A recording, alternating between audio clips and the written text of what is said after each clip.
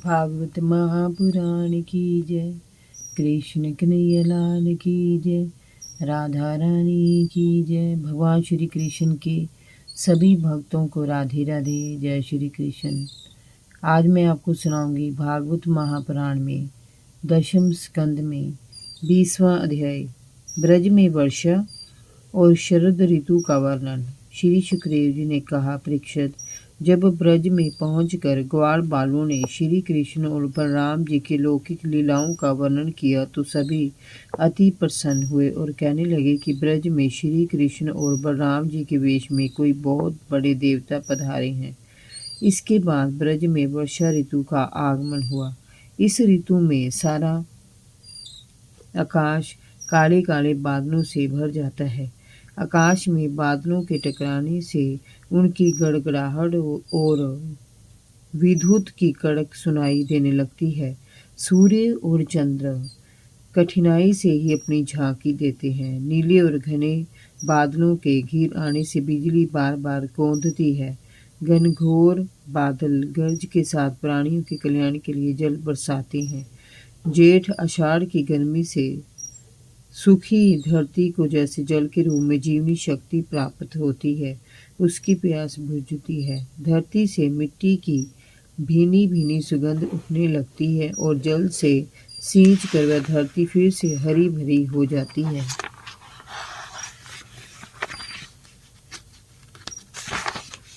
वर्षा के सायंकालीन बादलों से जब घना अंधेरा छा जाता है तब ग्रह नक्षत्र और तारे दिखाई देने बंद हो जाते हैं, परंतु जुगनू चमकने लगते हैं। जैसे कलयुग में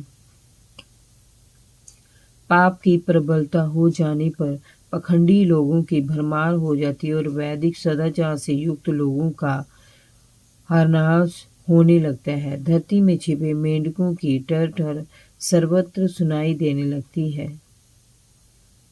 भीगी भीगी फुहारों से मन चंचल हो उठता है। छोटी छोटी नदियां उमड़ घुमड़ कर तेजी से बहने लगती है, जैसे कोई विलासी पुरुष अपनी धन संपत्ति को खुले हाथों बहाने लगता है। शीतल हवाएं शरीर में झुरझुरी उत्पन्न करने लगती हैं। तरह तरह के जीव धरती पर रेंगते दिखाई देने लगते हैं। कहीं केंचुए तो कहीं लाल रंग की बीर बहुटियां, कहीं सफ़ेद कुकर मुक्तों के छत्ते तो कहीं हरी हरी कोमल घास, वृक्षों पर झूमते हुए हरे हरे पत्ते और उनके तनों से बहुत बहती पानी की धारें तथा टप टप करती बूंदें। सारे खेतों में लहलहाते अन्न के पौधे और प्रसन्न होते हुए किसान दिखाई देने लगते हैं। नव बरसाती जल से सभी जलचर और थलचर प्राणियों का सौंदर्य धुला धुला सा और ताजा सा अनुभव होने लगता है। वर्षा ऋतु में हवा के झांकों से नदियों और सागर की लहरें चंचल हो उठती हैं, जैसे वासना युक्त योगी का हृदय विषयों के संपर्क से कामनाओं से भर जाता है। मूसलाधार वर्षा की चोट से पर्वतों की कोई क्षति नहीं होती, जैसे भगवान में चित्त लगाने वाले निर्धन भगत को दुखों के प्रहार की चोट नहीं सताती। परीक्षित, यद्यपि वर्षा ऋतु के बादल अत्यंत लोकोपकारी हैं, फिर भी बिजलियां उनमें स्थिर नहीं रहती। जैसे चपल अनुराग अपने हृदय में रखने वाली कामनी गुणी पुरुष के पास भी स्थिर भाव से नहीं रह पाती। मेघों से भरे आकाश में इंद्रधनुष की शोभा अत्यधिक निराली छटा बिखेरती है। बादलों के शुभागमन से मोरों का रोम रोम खिल उठता है और वे पीहू पीहू करके नाचने लगते हैं, जैसे अपनी प्रिय पत्नियों को अभिसार के लिए अपने पास बुला रहे हों। तालाबों के तट कांटे, कीचड़ और जल के भाव के कारण प्राय अशांत ही रहते हैं, परंतु सारस और बगुले एक क्षण के लिए भी उन्हें नहीं छोड़ते। परीक्षित, वर्षा ऋतु में इंद्र की प्रेरणा से मूसलाधार वर्षा होती है। इससे नदियों में बांध और खेतों की मेढ़ें टूट जाती है।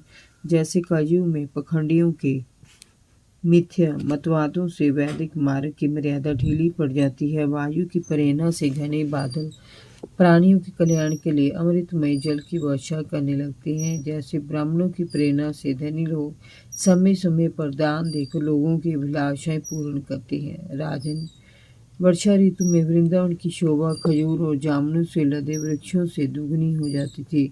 वन में विहार करने के लिए राम और श्याम अपने सखाओं के साथ गाय बछड़ों के झुंड के साथ निकल पड़ते और तरह तरह की लीलाएं करके मनोरंजन करते। वर्षा से बचने के लिए कभी घने वृक्षों की छांव में खड़े हो जाते, कभी वो पर्वतों की कंदराओं में जा घुसते और घर से लाया हुआ दही भात, दाल शाक और माखन खाते।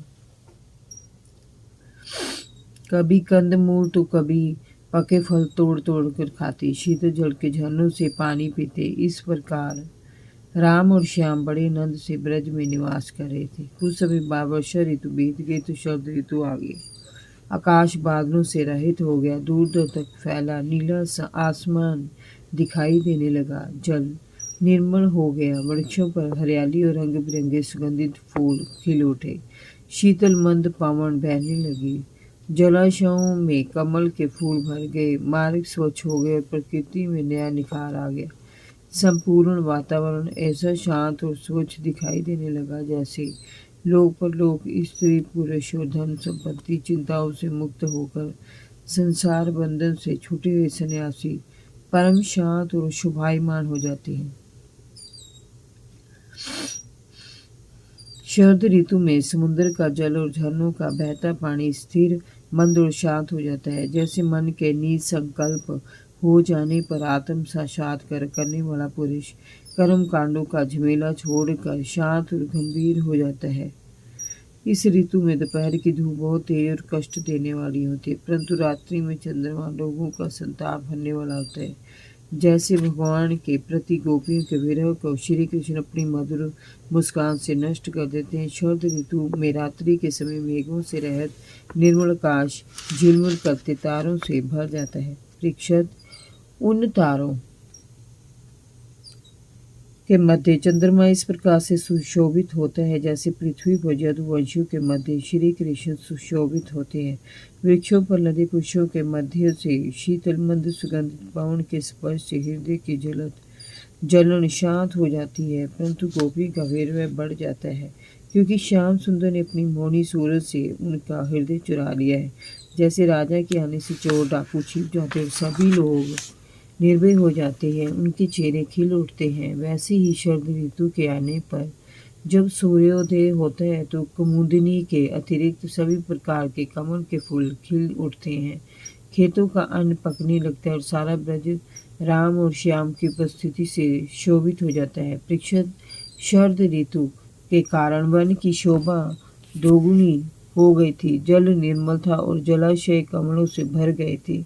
शीतल मंद और सुगंधित पवन बहने लगी थी। ऐसे में श्री कृष्ण का मन घर में भला कैसे लगता। जय जय श्री राधे।